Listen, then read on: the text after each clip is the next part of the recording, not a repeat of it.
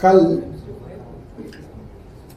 दिल्ली की बवाना विधानसभा, जिसके विधायक रविंद्र इंद्रराज जी हैं और वो समाज कल्याण विभाग के मंत्री भी हैं, उनकी विधानसभा क्षेत्र के रोहिणी इलाके सेक्टर 17 के निकट एक बड़ा जेजे क्लस्टर आग पकड़ता है।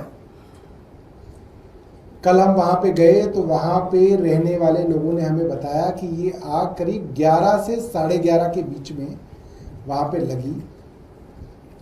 मात्र 5 मिनट की दूरी पर फायर स्टेशन है, आप जाके देख सकते हैं।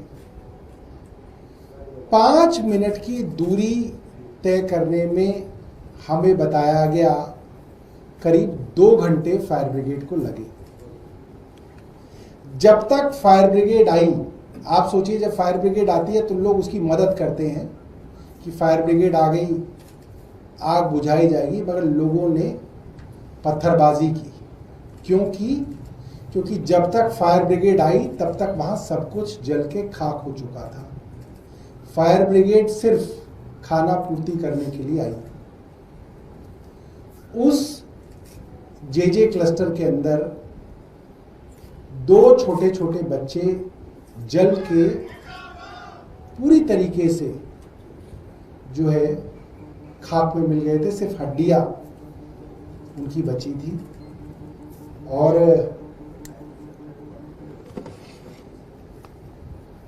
ढूंढ के उनकी लाश को निकाला गया। वहां पे जब हम लोग पहुंचे कल रात को करीब 9:30 बजे, वहां पे हमारे कई विधायक और पार्षद साथी भी थे। वहां पे लोगों ने बताया कि सरकार की तरफ से कोई मदद उनके लिए नहीं पहुंची थी। मीडिया के साथी वहां पे मौजूद थे, उन्होंने देखा कि उनके सामने वहां के लोग बता रहे थे ना तो रोशनी थी, ना लाइट थी, ना टेंट था, ना खाना था, ना दवाइयां थी, ना मोबाइल टॉयलेट थी। 11 से 11:30 के बीच में ये आग लगी।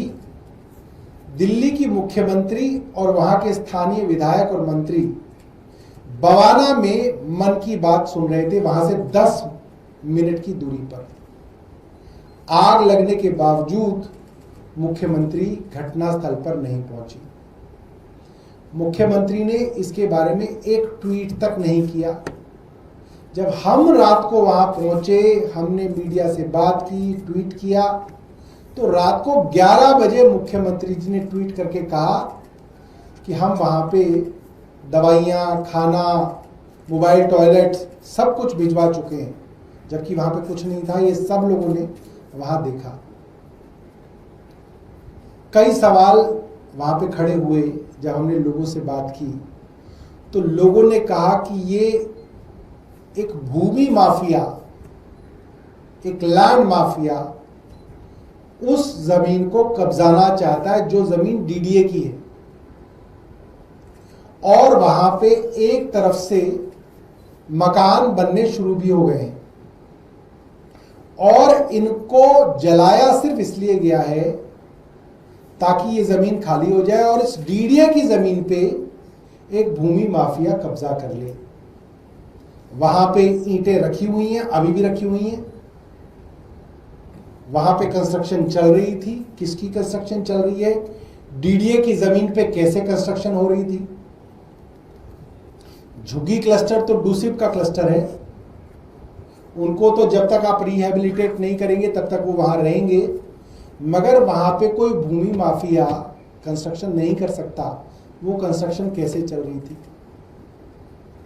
और क्यों इतनी देर से वहां पे फायर ब्रिगेड पहुंची, ये बड़े सवाल हैं। हमारे कुछ सवाल हैं जो हमने सरकार से किए हैं, मुख्यमंत्री जी से किए हैं। पहला, पुलिस को और फायर ब्रिगेड को पहली सूचना इस आग की कितने बजे मिली? उसके कितनी देर बाद आग बुझाने का काम शुरू हो पाया और उस देरी के क्या कारण हैं? क्या आपने किसी अफसर पे इसके लिए कार्रवाई की है? मुख्यमंत्री जी को इस हादसे की सूचना कितने बजे मिली? बाकायदा उनके सेक्रेटरी की, पुलिस की, दमकल विभाग की यह जिम्मेदारी है कि इसकी सूचना मुख्यमंत्री को दी गई होगी। मुख्यमंत्री जी बताएं उनको सूचना कब मिली। और अगर मुख्यमंत्री जी ये कह रही है कि रात को 11 बजे उन्हें सूचना मिली, फिर तो वहां के जो पुलिस के सीनियर अधिकारी हैं, फायर डिपार्टमेंट के सीनियर अधिकारी हैं और उनके अपने सेक्रेटरी हैं, उनकी जवाबदेही बनती है। उनके ऊपर कोई कार्रवाई हुई? अगर कार्रवाई नहीं हुई, इसका मतलब मुख्यमंत्री जी को ये सूचना थी, वे इस पे प्रतिक्रिया देना नहीं चाहती थी। मजबूरन उनको रात को 11 बजे प्रतिक्रिया देनी पड़ी, क्योंकि आम आदमी पार्टी से लोग वहां पे पहुंचे और उन्होंने सरकार से सवाल किए।